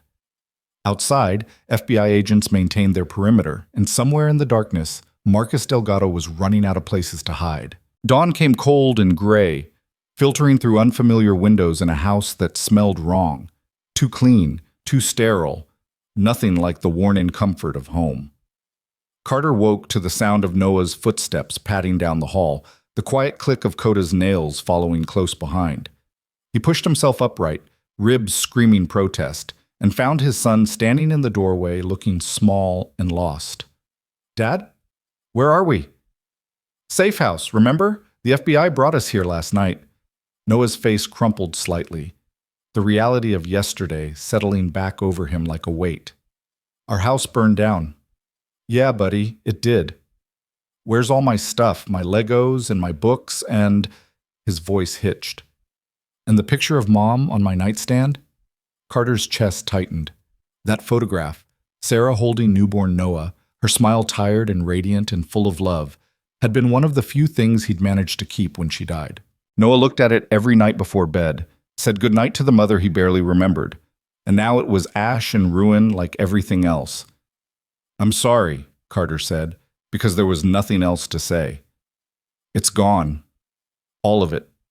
Noah stood there processing, 7 years old and trying to understand permanence and loss in a way that would shape how he saw the world forever. Then he walked over, climbed onto the bed, and curled against Carter's side. "It's okay. You said people are more important than things." Carter wrapped his arm around his son, pressed his face into Noah's hair, and held on. "That's right. That's exactly right." They sat like that until Leah appeared in the doorway, moving carefully, one hand pressed to her bandaged head. She looked worse in daylight, bruises blooming purple-green across her face, eyes hollow with exhaustion and pain. But she was upright and moving, which was more than Carter had expected after yesterday's concussion. "Morning," she said quietly. "You should be resting," Carter told her. "So should you, but here we are." She managed a small smile. "Agent Santos called. She's coming by in an hour with updates. Thought we might want coffee and breakfast first." The FBI had stocked the kitchen better than Carter's own house had been. Fresh coffee, eggs, bread, fruit. He made breakfast while Leah fed Coda, and Noah sat at the table drawing pictures on paper someone had thoughtfully provided. The domesticity of it felt surreal after last night's violence, like stepping through a door into a different reality where normal things still happened. Santos arrived exactly on time, carrying a leather folder thick with documents and the kind of expression that said she'd been up all night coordinating operations. She accepted coffee gratefully, waited until Noah was occupied with his drawing, then laid out the situation with the kind of clinical efficiency that made bad news slightly more bearable. "We've arrested 8 Millbrook deputies so far. 4 more are cooperating in exchange for reduced sentences. The evidence from Ryan Hale's journal is exactly what we needed. Dates, transactions, witness statements, everything documented with the kind of precision that makes prosecutors very happy." "And Delgado?" Leah asked, leaning forward despite the way it clearly made her head pound. Santos's expression darkened. "Still at large, but we've frozen his accounts, flagged his passport, and issued warrants across 3 states. He can't access money, can't fly, can't use credit cards. He's running on cash and borrowed time." "He'll run to Mexico," Leah said with certainty. "He's got cartel connections in Juarez. They'll hide him. We're coordinating with Mexican authorities. If he crosses the border, they'll grab him." Santos flipped through papers, pulled out several photographs. "The contractors who attacked you were Black Viper Solutions, like we suspected. Private military company with a very dirty reputation. We've identified 6 bodies from your property, Mr. Reed. 2 more from the woods, 1 in critical condition at Denver General under armed guard." Carter thought about the men he'd killed defending his home, defending his son, and waited for guilt or regret to surface. It didn't. Just a cold acknowledgement that he'd done what was necessary, and he'd do it again without hesitation if the situation repeated. The survivor, Santos continued. He's talking. Gave us Delgado's direct number, confirmed the sheriff hired Black Viper personally, paid them $200,000 to eliminate Detective Mercer and recover Ryan Hale's evidence. She looked at Leah. They were told to make it look like an accident. You crashing at Old Creek Bridge was supposed to be the end of it. When you survived, Delgado panicked. And sent them after Carter, Leah finished. Yes. Which brings us to the complicated part. Santos set down her coffee, fixed Carter with a steady gaze. The DA wants you both available for testimony. Multiple trials, probably stretching over the next year. Delgado's case alone will be massive. Corruption, drug trafficking, conspiracy to commit murder, obstruction of justice. Then there's the Black Viper contractors, the deputies involved, possible federal RICO charges. How long? Carter asked. You'll need to stay in Colorado, probably in protective custody or at least with regular check-ins. Your identities will be part of public record. Defense attorneys will argue you're material witnesses. Media will dig into your backgrounds. Your life becomes a fishbowl. Noah looked up from his drawing. What's a fishbowl? It means everyone's watching, buddy, Carter said quietly. Then to Santos. For how long? Best case? 6 months until Delgado's trial starts. Another few months for testimony and appeals. A year total if everything moves fast. And Noah? We can arrange schooling, tutors maybe, or enrollment in a local school under a different name if you prefer. Carter looked at his son, thought about uprooting him completely, about living in protective custody or safe houses for a year, about the media attention and the trial testimony and every moment of yesterday's violence being dissected in open court. There has to be another option. There isn't, not if we want these convictions to stick. Santos's tone softened slightly. I know this isn't fair. You were trying to help, you did help, and now you're stuck dealing with the consequences. But without your testimony, without Detective Mercer's testimony, Delgado walks. All of them walk. And Ryan Hale died for nothing. The words hung heavy in the room. Leah stared at the table, jaw tight, hands clenched into fists. Carter could see her calculating, weighing costs and consequences, trying to find an angle that didn't exist. I'll testify, she said finally. Whatever it takes. I don't care about the media or the attention or living in a safe house for a year.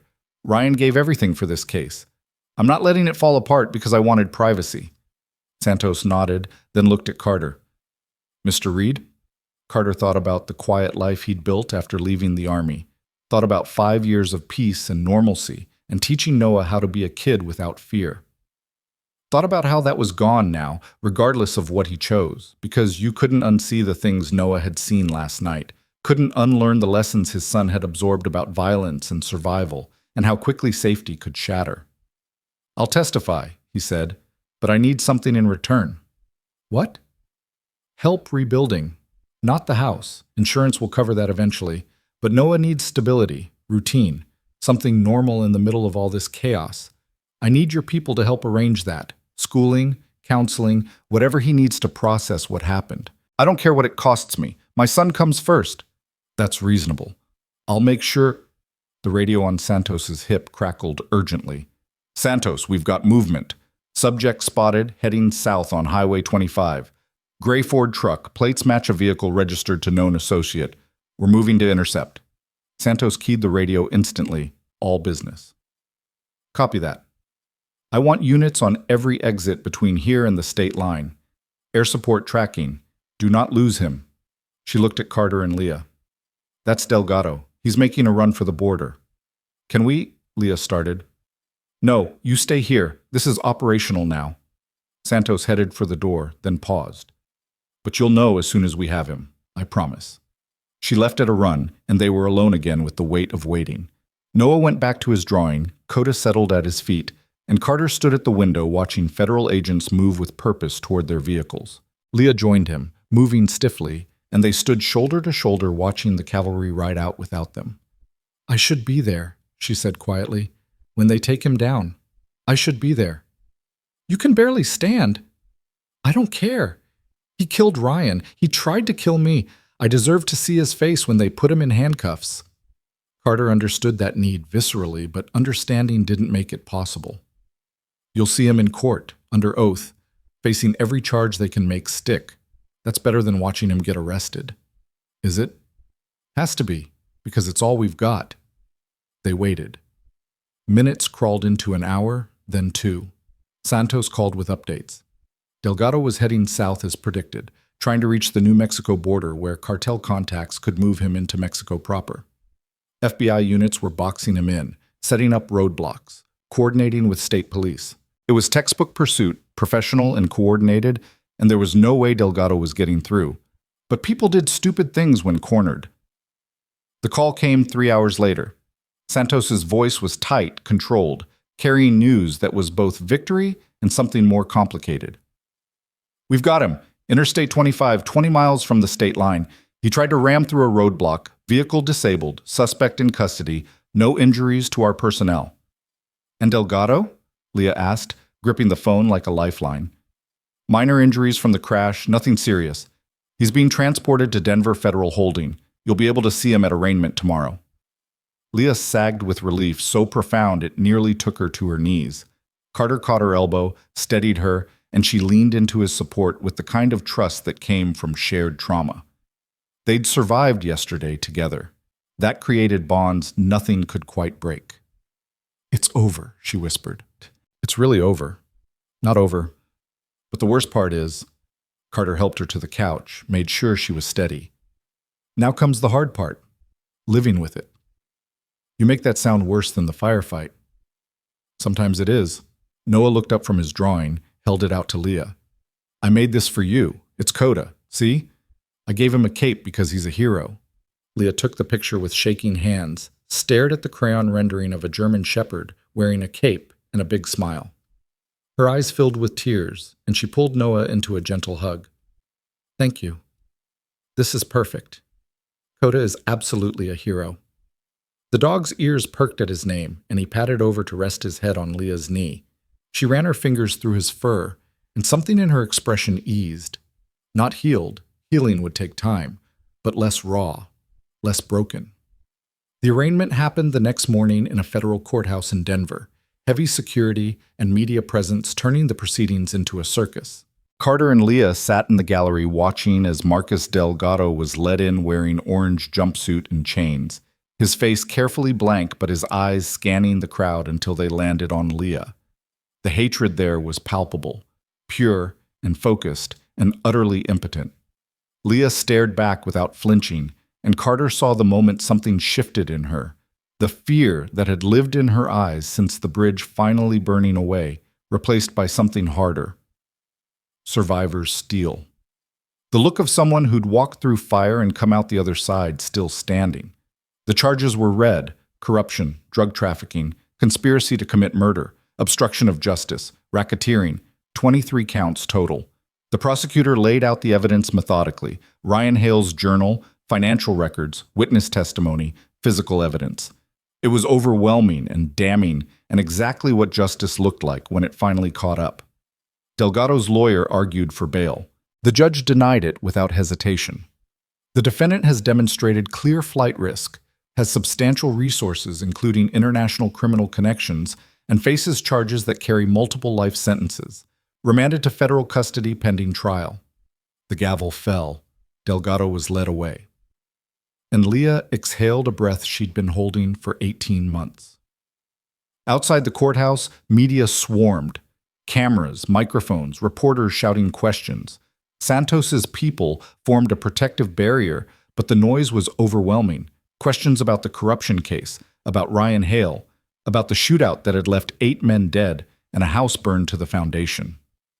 Carter kept Noah close, one hand on his son's shoulder, and pushed through without responding.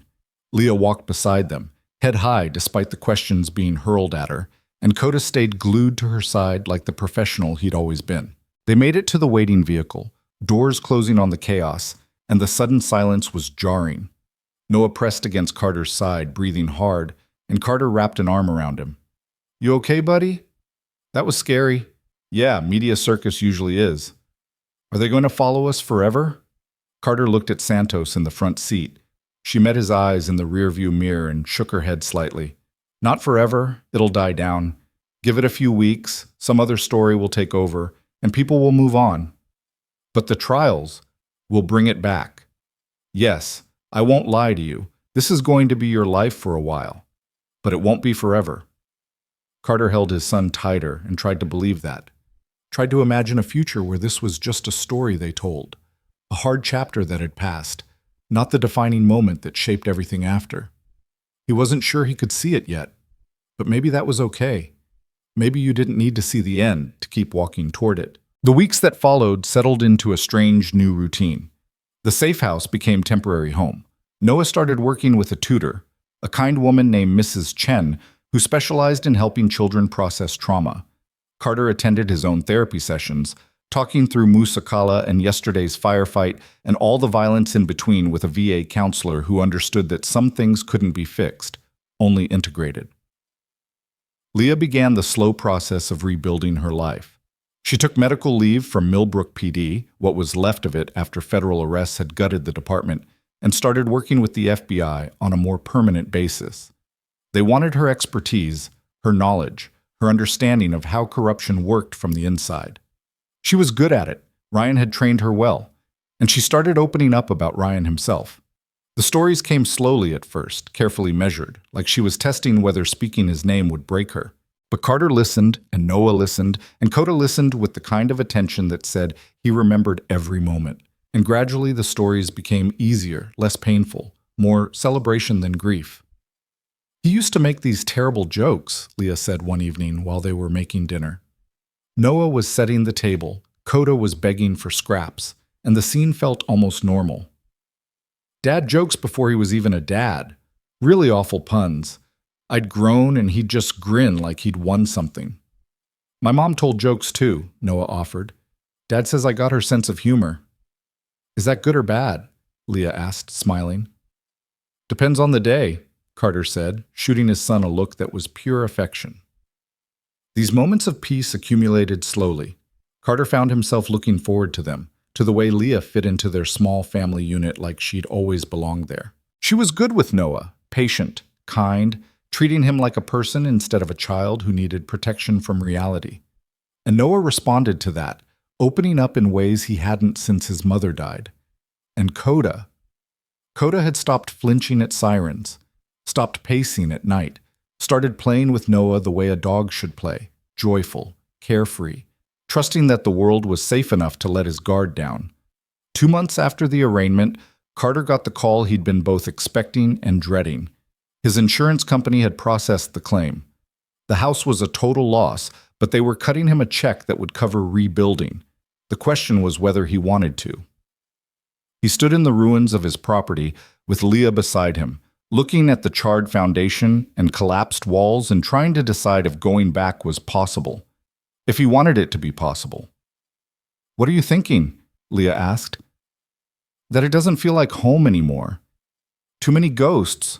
Ryan and I looked at buying a place once, out in the hills, more land than we needed, little creek running through the property. He wanted space for Coda to run, wanted kids to have room to grow. She paused, choosing words carefully. The listing's still active. I checked. Carter turned to look at her. You're thinking about buying it? I'm thinking about a lot of things. I've got survivor's benefits from Ryan's death. The FBI job pays well. I could afford it. She met his eyes. But it's a big house, too big for one person. The implication hung between them. Tentative, hopeful, terrifying. Carter had been alone for 5 years, focused entirely on being Noah's dad, convinced that was enough. But the last 2 months had shown him something different, shown him that maybe family could look different than he'd imagined, that maybe Leah and Coda fit into the empty spaces in ways that felt right. That's a big step, he said carefully. It is. And if you're not interested, that's fine. We can figure out something else. But Noah asks about you every morning. Coda follows you around like you're his person now. And She stopped, gathered courage.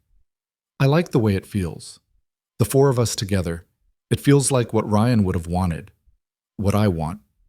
Carter thought about Noah's laughter when Leah helped him with homework. thought about Coda's contented sighs when they all sat together in the evening, thought about the way Leah looked at him sometimes like he was someone worth knowing, worth trusting, worth building something with. "Show me the listing," he said. The house sat on 12 acres of Colorado wilderness, timber frame construction with floor-to-ceiling windows and a view that stretched for miles. Creek in the back, forest on 3 sides, privacy and peace, and room enough for a traumatized canine to run until he remembered what freedom felt like. It was everything Carter hadn't known he wanted, and when Noah saw it, he literally jumped up and down with excitement. "Can Coda live here too?" he asked Leah. "Can we all live here?" Leah looked at Carter. Carter looked at his son's hopeful face, at the dog sitting proudly between them, at the woman who'd become family through fire and survival and shared grief. "Yeah," he said, "I think we can all live here." They moved in 3 months later, after the paperwork cleared and the media attention finally died down to manageable levels. Delgado's trial was scheduled for fall, but life kept happening regardless. Noah started 3rd grade in a school that didn't know about shootouts or burning houses or traumatized combat veterans. He made friends, played soccer, brought home terrible test scores in math, and Carter helped him study while Leah graded FBI reports at the kitchen table and Coda snoozed in his dog bed by the fire. Normal. Frighteningly, beautifully normal. The night before Delgado's trial started, Leah finally opened Ryan's letter. She sat on the back porch in the twilight with Coda at her feet and Carter giving her privacy but staying close enough if she needed him. The envelope shook in her hands as she broke the seal, unfolded the pages, and began to read. Carter watched her through the window, saw her shoulders shake, saw tears streaming down her face, saw her press the letter to her chest and mouth words he couldn't hear. When she finally came back inside, her eyes were red, but her expression was peaceful in a way he'd never seen before. "He knew," she said quietly. "He knew he might not survive. But he also knew I would finish what he started.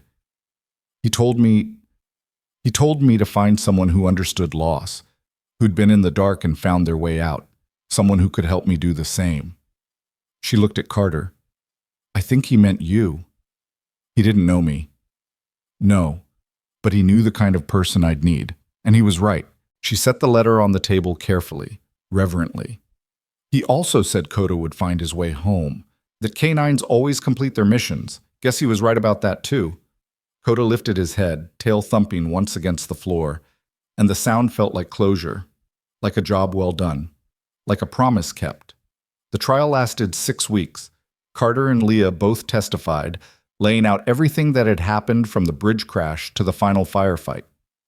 The defense tried to paint them as unreliable, traumatized witnesses with axes to grind. But the physical evidence was overwhelming.